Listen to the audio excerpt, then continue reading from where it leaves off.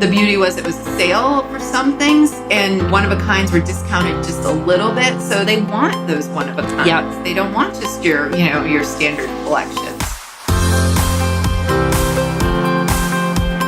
You're listening to Thrive by Design, business, marketing, and lifestyle strategies for your jewelry brand to flourish and thrive. Let's get started.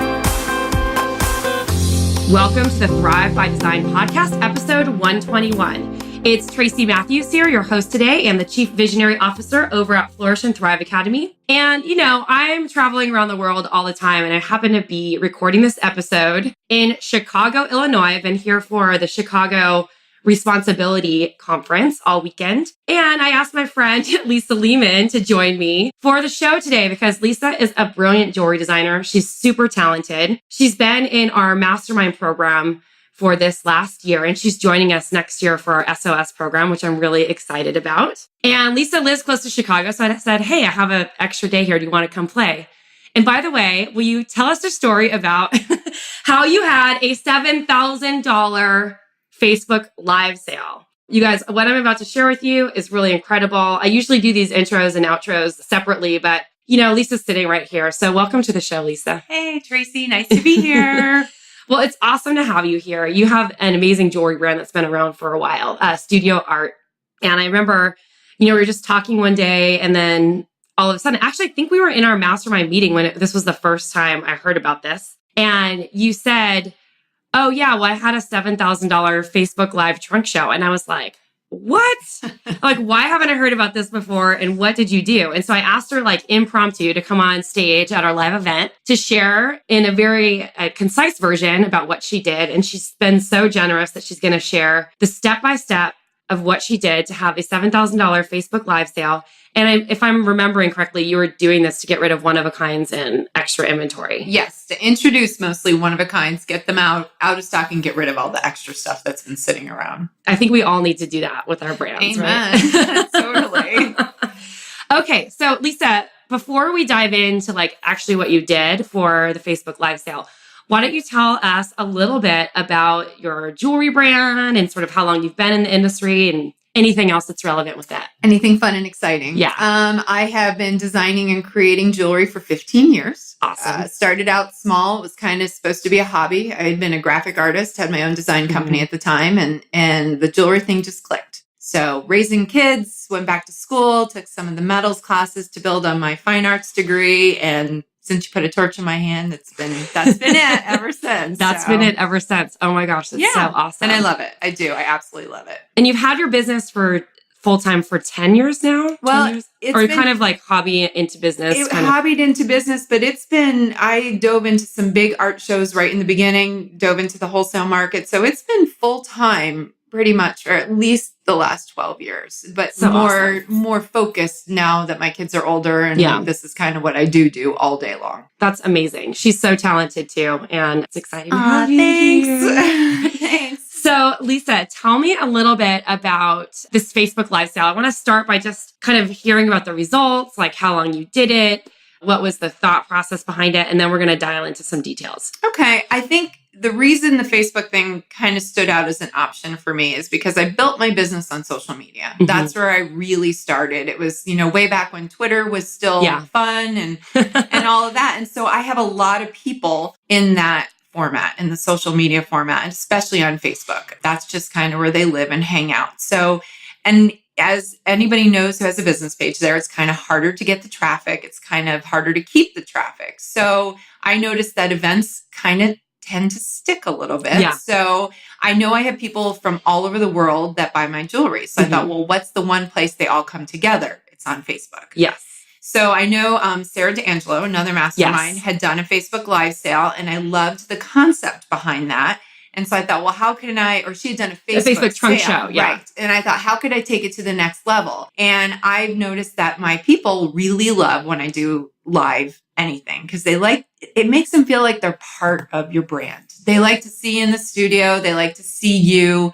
And it was just a fun way. So I started talking about it probably a month before the show, started talking about it in Facebook, sent it out to my newsletter. And the response was really great. So I really didn't know what I was doing. You're just trying it. but the response was great. So people I knew were excited and, you know, I really built the buzz up. So by the time the event came, people were like chomping at the bit to get there. Okay, so we're going to kind of dial into more of the details about what you did in a second, but what were you were selling sort of your one of a kind pieces that you didn't want to deal with, like taking photographs of necessarily, exactly. Right? Is that, am I getting you right? Exactly. Because, you know, we all do love one of a kind, you know, but it is harder to sell one of a kind sometimes online when you have to photograph everything. And then put it on your website. Yeah. And, yeah. Totally. Create all the listings. But this is a great, I mean, I love this idea so much because it's a way to like show people what it's all about and then get them out the door really quickly. And then you were also selling extra inventory. Uh-huh. Okay. And what was the price point range of the stuff that you were selling? Price point, I think the lowest price point were things in the $20 range. Like I had some little stud earrings and whatever. And I think the highest price point item was $200 or $300. And you sold $7,000 worth of jewelry. I did. In 2 hours. I did. It was crazy. Like it was crazy. I was sweating. Like by the time 2 hours was done, I was sweating. I had no voice. It was just over, but it was so much fun. And you shot this all on your phone? I shot it on an iPad. An iPad, okay. I set it up in my studio because my studio space is awesome. It's such a great environment. And so I wanted people to love see that too. And they love to see it. And I did employ my daughter as kind of my little showcase person. Okay, we're going to talk about that in a second. Okay. So let's talk about the pregame. What did you do to sort of, you talked briefly about it. You created some anticipation, but was there a strategy or a plan onto what you were doing? Or how did you sort of decide what, when, and where to map it out? I decided to do it in the evening because I know most people are back, you know, at their desk. I tried to do it based on knowing when West Coast people would be free. Okay. So kind of, I think we started at 7:30. So I knew that 7:30 East Coast time, at least, you know, West Coast people could make it. Yeah. I know it doesn't play well for internationals, but I thought they could still come in later if they wanted to. And so then I really just started putting the buzz out there on my Facebook page, mentioned it pretty much every day. You know, like just one little post or show one item, say, hey, this is coming. But then I did make an event. And so then so you made an event that you invited people to on Facebook, like come to my event, but it's a virtual event, sort of like an invitation, like an evite. Okay, cool. And then I posted that in my personal page as well, just to kind of get any friends who maybe are not part of my business to say, oh, this is what she does, you know, so. I love that too, because a lot of times people overlook. So I hear all the time, like, I want to start selling beyond friends and family, but we also don't want to forget the fact that our friends and family are sometimes the people who bring their friends. Absolutely. They still buy a lot of times. They spend a lot of money. I mean, my friends and family have been like a huge source of referral for me and continue to be like to this day. So yeah, don't forget about your friends and family. Make sure that you post it on your personal Facebook in addition to your business page, because sometimes people might start to see it more. Yeah. But I think one thing that could be really important is to drive people to that invitation on your business page from the personal instead of just like creating a separate invitation. Would you agree? It would. And I think, you know, for me, once I had the event established, I didn't feel bad like inundating the event with photos and things because they already signed up for that. Unlike putting it on your personal page all the time or putting it on your business page. Now you have an event that you're inviting them to fairly often, but in that event itself, you could keep posting and talking about it and get them more excited. So were you, when you were posting every day on your page, were you posting separate posts on your page to create anticipation or was it just in the event? It was, I did both. I would post in the event every day. If not once, maybe twice. And then on my business page, I would post what I normally post, but then say, hey, don't forget this Facebook Live event is happening in 2 weeks or in 1 week or in 3 days or Okay, awesome. So it was like the countdown is on. It was. The countdown is on. Make the countdown. And so one of the things that I really love what Lisa did is she was teasing what was going to be available. So people were already excited about the items that were going to be shown. And what I feel like this does, especially if they're only one of a kinds, it creates this space for people to come and show up and be like, oh my gosh, I want that piece. Like I have to get there for that and be the first one. I love it. Yeah. Okay. So let's talk about your email strategy. Did you email for this? Yes, I absolutely did. I emailed my list probably a month out and told them the event was coming. And then in all my subsequent emails, I mentioned it. Don't forget, you know, tagged it onto the bottom. So it wasn't like I was constantly nagging them because I wanted them to get the gist of just a regular newsletter item, but it was always there. So it was always there. Okay, cool. So You sent out a few, some were attached to the newsletter, and some were separate emails just for the Correct. event. Okay. And how many did you send? I would say there was probably 4 or 5. 4 or 5. Mentioned. Okay. And then as it got closer, did you send out one like right before? I did. And I actually had a little glitch with the system, which was kind of a drag, but maybe that might have been my birthday sale. But I sent it out. I did send out the day before, the day of, 6 hours prior. And I think I did it an hour prior as well. All emails. All emails. Okay. So that was like 4 emails in one day or 5. Yeah. And there were unsubscribes, which, you get a little panicky about. But at the same time, it's like if they unsubscribe, they're not your person anyway. So you have to kind of get that mindset, which is okay. Awesome. Easy. I love that you did that because people are so afraid to email. And if people unsubscribe from your list, they're not really your people anyway. They're not. One little hack, and I don't know if you did this, so you might have done this, but one little hack that you can do as you start getting a little bit more advanced in email marketing strategy, which is something that we're going to be teaching a lot more of in our SOS Accelerator coaching program, is how to segment and tag people so that they can actually opt in and opt out of things. So maybe they still want to stay on your list, but they're not interested in the sale. Right. Or they are interested in the sale and they want to make sure that they're opted in for everything. So there's different strategies that you can do to start segmenting people. But I'm glad that you emailed so much because I think it's really important. And I actually think that it really probably helped the success of your sale significantly. I think so, because I think as much as you want to think they're going to see it on Facebook, they just might not. So, but they will see an email. And if you don't, if you are fairly consistent, but you're not emailing, normally 2 or 3 times a day, they're going to pay attention. They know something's coming up. Exactly. So we're up to like a couple hours, the sale's starting. How did you map out like how you were going to show people the product and how did that work? So you shot it on your iPad in your studio. Shot on my iPad. About a week prior, I started pulling things that I wanted to sell. So I had trays set out, earrings, necklaces, bracelets, rings, and then one of a kind. So I knew exactly what pieces were going to sell. So you weren't like scrambling at the There was no scrambling. Everything was laid out and I knew it. And then the OCD anal retention person in me put it all in a spreadsheet. Okay, amazing. So that's good. So you had it all organized. I had the spreadsheet. I knew how much the item was. I knew how much it was going to be discounted, if it was going to be discounted. And then, how many I had available, if there was 1 or if there was 2, or if I was going to, I threw in a couple like really super discounts in there. So it was all very itemized and listed out. Okay, so did you have like style numbers for those things, or was it? I did have How'd you record that? The normal number. That's they're not. It's not their UPC code or whatever. Yeah, like a SKU, whatever. There you go. That their code. That was it. Now, one thing I did learn in that is I would hold up that number while the piece was being shown. While on an iPad, it's backwards. Oh, yeah. So next time I would write them backwards or figure something out or put them on vellum and hold it backwards or something. But really, it was minor in the great scheme. So. Okay, cool. And so then you would have your daughter model the pieces. So I had my daughter. She said she had 2 hours. So I knew we had to get in and get out in 2 hours. She have like a friend's party or something? Yeah, she's 18. It's like, I will do this for 2 hours, Mom. So she said, well, what do you want me to do? And I said, be yourself. I'm like, just have fun with it. So she literally, I would show the piece. I would describe the piece. She would put it on, walk up to the iPad, kind of model it, do whatever, display it, show how it clasps, hold it up, and then we would move on. Okay, so when you're describing it, what would you say? Let's pick a piece that you have. Well, think about how if you're going to write a listing for a piece, everything you would say, but then think of all the things you wish you could say, but you can't type it all out. So, I would say if it was a ring, this fits really beautifully. I love to wear it on my index finger. It's a better fit for that. The stone really glows like that. You could see it better. Or the necklace clasps on this side and it hangs right here. And, look at the detail on the back. All the things you probably don't have enough words to write in a listing. That's what I talked about. And I have no problem finding words. So I was all about the words. I could just fill in the spaces. Oh my gosh, that's awesome. Okay, cool. And so she modeled it. She was hamming it up, making it really fun. Okay. So it becomes a fun event. Were you encouraging people to have wine and stuff while they were? Yes, of course.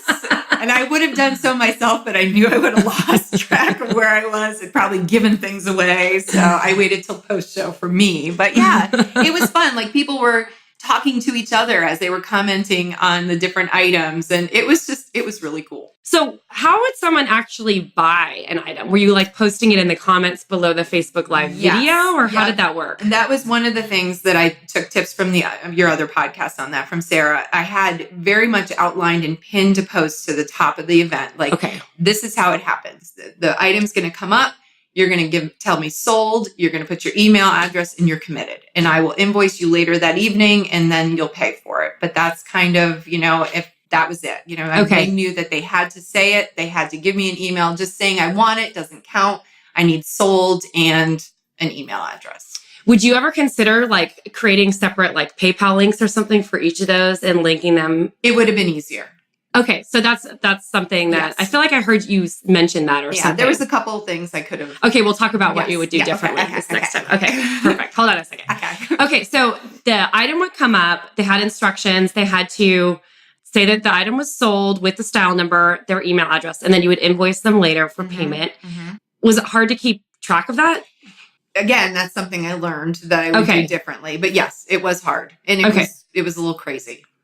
Okay. And then was there anyone, like, did you have any trouble with anyone, like, actually not following through on making the purchase? Not one. Not one? Not one. Wow. Because you made them commit. Yeah. And the people who were there really wanted to be there. And so they were really excited. They kind of knew maybe what was coming and they were looking for it, or they were just looking for a surprise item. And they, I think that's one thing that's the beauty of really building loyalty with your fans and your people, that they're good people. Do you know how many people showed up?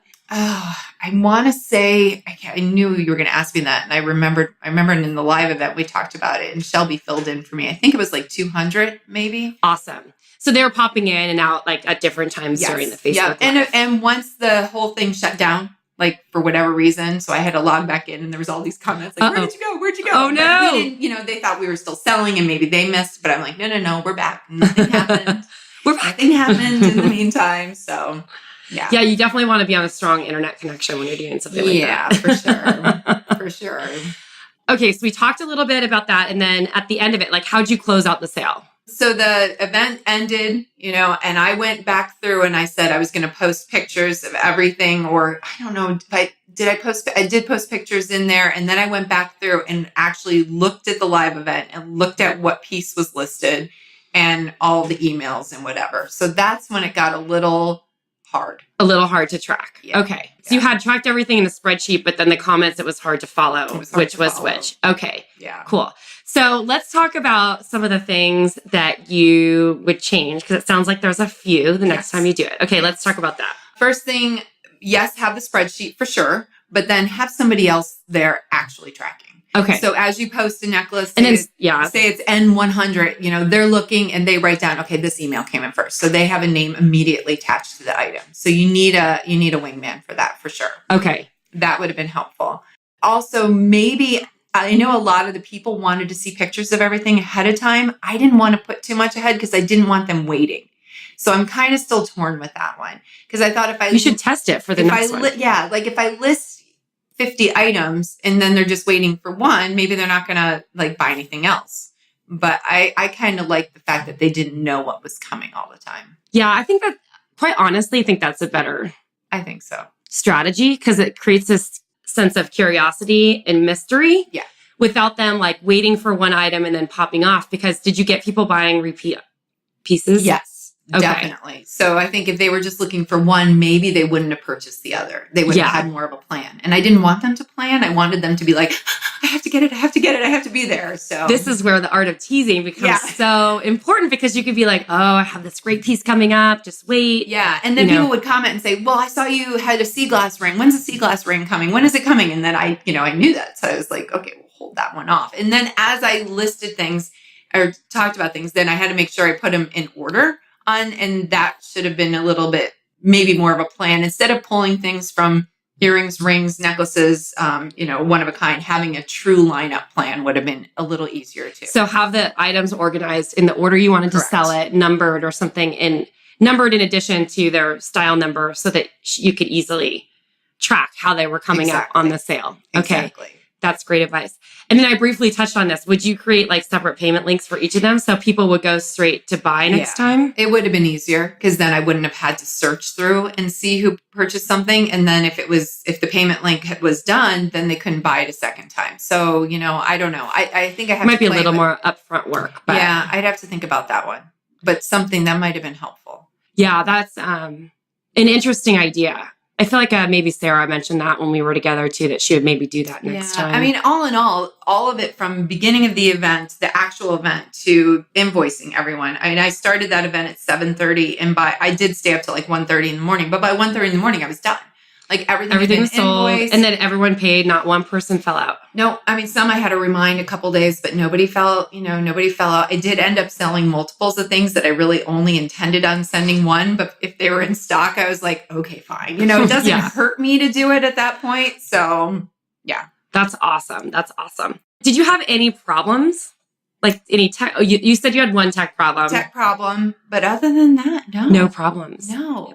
So when you do it again, because I feel like this is going to be, so you sold $7,000, 2 hours. Amazing. And I didn't know that until 1:30 in the morning when I finished invoicing. I'm like, holy crap, that was a lot of jewelry. That's so great. I feel like this is something that could be part of everyone's strategy. Absolutely. Like once a quarter, once a month, you could start making it into something bigger. Or, I feel like this is a really great strategy to sell online. If you were doing different collections each time, way to launch a new collection. Anything limited edition. It doesn't, I think there was the beauty was it was a sale for some things and, one of a kinds were discounted just a little bit. So they felt like it, but I don't think you have to have a discount. I think just the scarcity of like, this is the only one like this. That's it. So there's this designer that I use as a case study a lot. Her name is Karen Scully. She has a brand called Soliloquy Jewelry and she's really good at this. She makes one of something. It once it's gone, and people are clamoring over it when it's released. And this is why I love that you did this because creating that sense of scarcity, especially for people who do one of a kind, getting a lot of people there at once. And you do reproducible, but you also do And then once you have your people, they want those one of a kinds. Yep. They don't want just your standard collection. So super fun. Oh my gosh, this was so great. I'm so excited that you share this with us. So when are you going to do your next one? I'm going to do one in November, and I'm debating now if I do it over the weekend of Thanksgiving. Just for Black Friday. For my Black Friday thing, kind of maybe get people even Thanksgiving night while they're doing their sale flyers, or maybe just on Saturday. I don't know. So I'm playing around with timing, trying to figure out what's best right now. And would you do anything different with the way you emailed or promoted in advance? Okay. Same. Okay, awesome. Same. Did you do any sort of follow-up email after saying I did. I went in the group that night and thanked them all there. And then the next morning I did a live in the event just to say, thank you so much. It was so great to have you in my studio and blah, blah, blah, blah, blah. So one other thing, you hosted this on your Facebook page or in a Facebook group? It was a Facebook event. Okay, because you kept saying in my page. Okay, because you kept saying in the group. So I want to make sure. An event. Okay. Group event. Got Same it. thing. Those words are interchangeable today. They are. Okay. But I just wanted to be clear so people weren't like, oh, you're doing this in the group. Because I think the good part about having it in an event is that there's still a public aspect to it. So you might run across some random person. Yeah, for sure. Yeah, no, awesome. for sure. I would do all of that the same. There's just the little nitty gritty things I would tweak. Are you cool if we share the video of your Facebook live sale? Oh my goodness, sure, go for it. Okay. I am a little crazy. And so I love my child. I love it. No, but that's how you the more animated you can be on camera and in real life, the better. Yeah. So Lisa, thank you so much for being here today. It's really great to be here in the same room, in our same hotel room in Chicago, recording a little podcast here. So if you want to learn more or watch Lisa's video, head on over to the show notes over at flourishthriveacademy.com/episode 121. We also mentioned that Lisa is joining us for our SOS Accelerator program. Mm-hmm. And for those of you who don't know about it, it is a 1-year coaching program that's designed to help you elevate your online digital marketing and e-commerce strategy so that you're making more sales online. So if you want to check that out, I'm going to have a link over in the show notes. Today, I think the show goes live October 31st on Halloween. Oh, fun. Woo! So this is the last day. Tomorrow, we are raising the investment price to $6,000 for the SOS Accelerator. So we've launched an early bird that ends today. So if you're interested in applying, now is the time. You want to head on over to flourishthriveacademy.com/SOS to check that out. And if you haven't taken our marketing scorecard, I highly recommend you do this. This is a free scorecard that you can download to see how you're doing in your digital marketing and e-commerce strategy. In fact, I was at this conference this weekend. That's the whole reason why I'm in Chicago, the Chicago Responsible Jewelers Conference. And I was talking with a bunch of industry experts, and they were asking me questions like, how do you recommend that I get my business going a little bit more online? Or how do you recommend that we get the word out about what we're trying to do here? And I ended up handing them the physical version of the scorecard. I'm like, take this and then call me later and we'll talk. And I'm saying this because sometimes if you don't know what's missing, it's really hard for you to understand what needs to happen in order to get to that next step. You took the scorecard. What did you think about it? I think I thought I had some of the things together that maybe I really don't. So that was good. It was eye-opening. It was. That's awesome. And you're launching a new website pretty soon, right? Yep. Rebranding my name, rebranding my website, all the things. And it's coming up soon. So if your new website's done by the time we launch this episode, we'll link it there as well. Awesome. Otherwise, when it's done, we'll just link it there. It should relink from my old to that if all the technology works correct. It will. Yeah, it will. All right, Lisa, thanks again for being here. Everyone, thank you so much for listening today. And I want you to report back when you host your Facebook Live sale to tell us how it goes, because we want to keep improving this strategy because I think it's such a good one. All right, take care till next time.